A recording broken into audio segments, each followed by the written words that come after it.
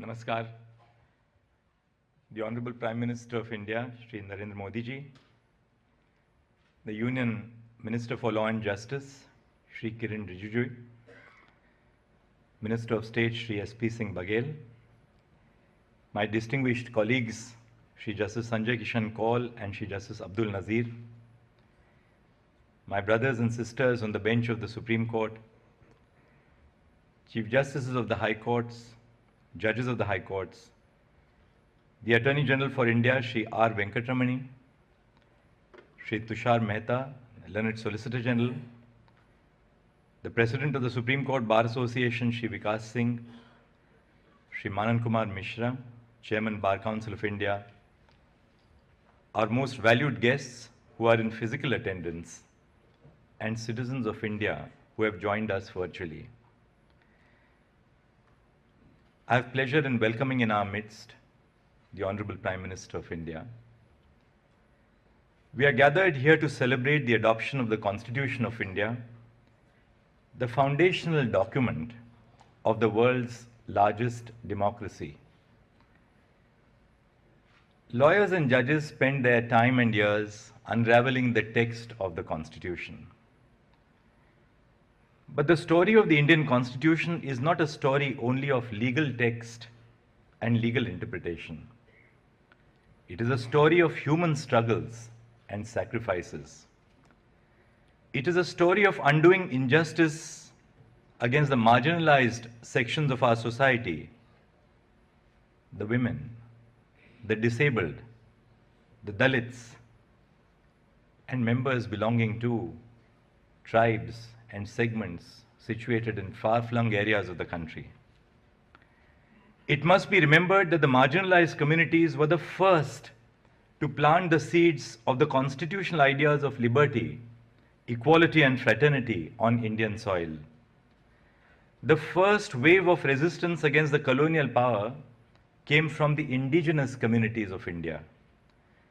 Our Constitution is a social contract entered into between those who were in power historically and those who were oppressed and sought to change the power hegemony and chose to govern themselves.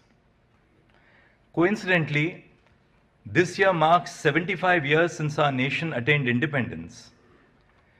India's liberation from colonial rule and the drafting of the Constitution were simultaneous projects. The prolonged struggle for independence culminated with the demise of the colonial reign and the birth of an independent nation governed by self-rule. However, the death of the colonial regime was not accompanied by a simultaneous birth of constitutional values that we hold on so dearly to. When India gained her independence, she was invested with social evils. As the first Prime Minister said on the eve of independence, the past clings on to us still in some measure, and we have to do much before we redeem the pledges we have so often taken. That has been the continuing constitutional project. As the Supreme Court said in its judgment in 2018 in Indian Young Lawyers Association, besides the struggle for independence from British rule, there was another struggle going on since centuries and which still continues. That struggle has been for social emancipation. The Constitution of India is the end product of both these struggles.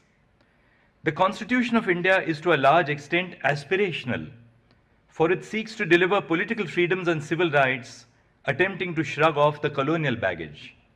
It seeks to remedy the injustices that are suffered in a socially hierarchical society. When the Constitution was adopted, the social, political, and economic realities of our nation were in stark contrast to the aspirational ideals in the text of the Constitution. The Constitution entrusted the legislature, the executive, and the judiciary with the role of bridging this gap between constitutional ideals and social reality.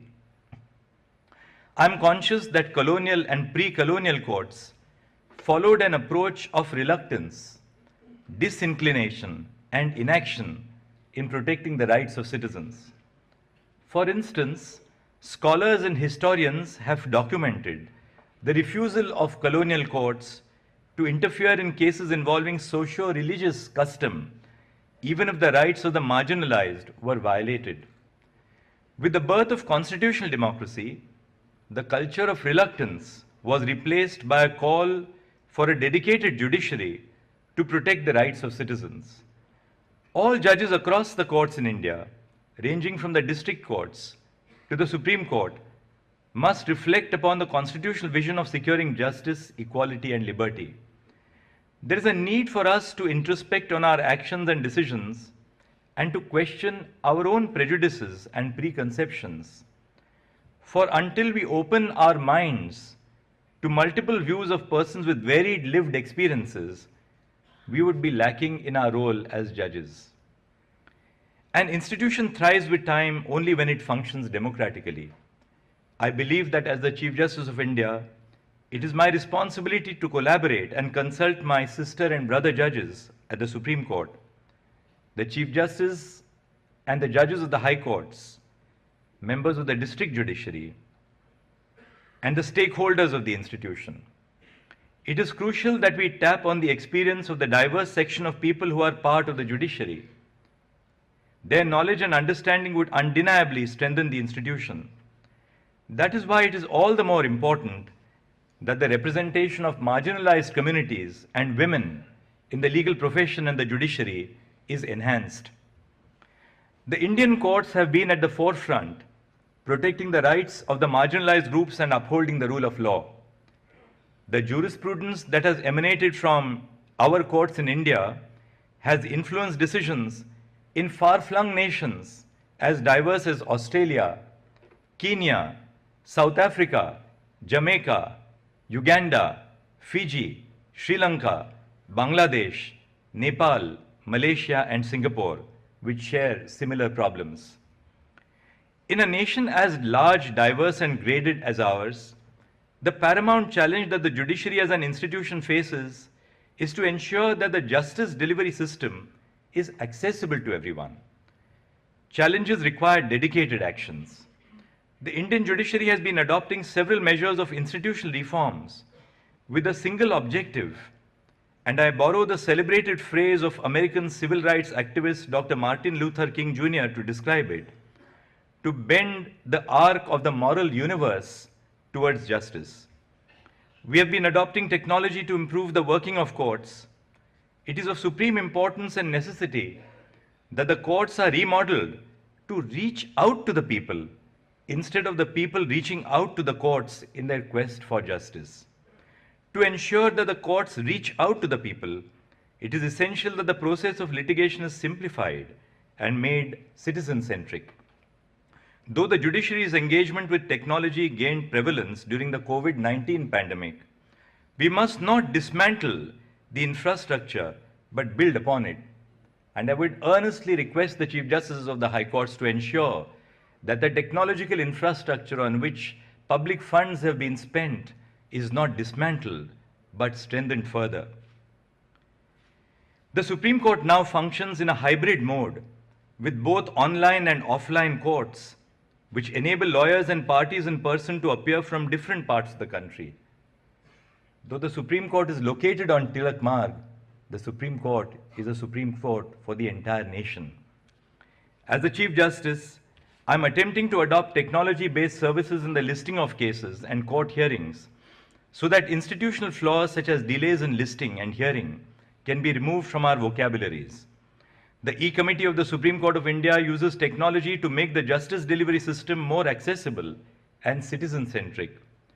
The National Judicial Data Grid is a repository of 77 lakh judgments of the High Courts that are available to every citizen free of cost.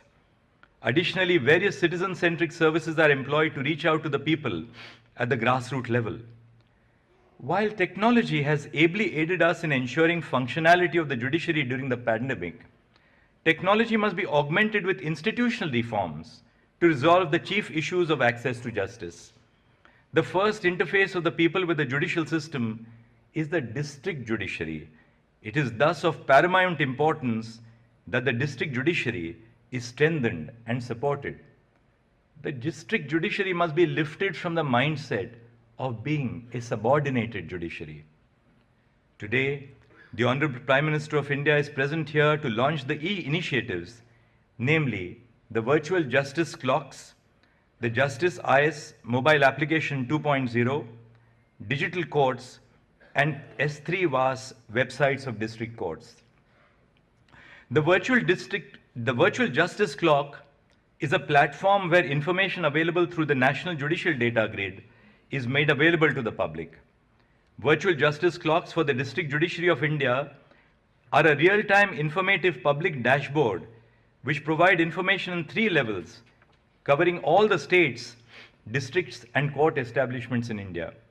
The dashboard provides real-time status which is refreshed and updated every 15 minutes. The Justice Mobile App 2.0 is developed for the judges of the district courts in the country. The app is provided to judicial officers to monitor pendency and disposal of his or her court at the handset 24/7. Digital Courts is a green initiative of the Indian judiciary in the form of a desktop app that has been developed to make courts paperless or digital. It provides an easy-to-view case files documents while sitting at home. Judges can view all the case-related pleadings, charge sheets, court orders of both civil and criminal cases which aim at making the court paperless. And finally, the initiative's S3 VAS website. The acronym S3 VAS stands for Secure, Scalable, and Sugamya Website as a Service. Through the Digital Court and S3 VAS initiatives, the websites of district courts are being upgraded from the existing system to a platform which is secure, scalable, and accessible. Content published on the website is accessible so that even persons with disabilities, including visual disabilities, would be able to access the information using assistive technologies. These initiatives reflect upon the commitment of the Indian judiciary towards providing access to justice to our own citizens. Our endeavor is to enhance access to justice. This must not be understood in narrow terms of enriching the experience of those who are already in possession of access, but by reaching out to those groups and communities that are denied basic rights. Access to justice must be defined in the expression of upholding the faith and perception that the general public holds in the legal system.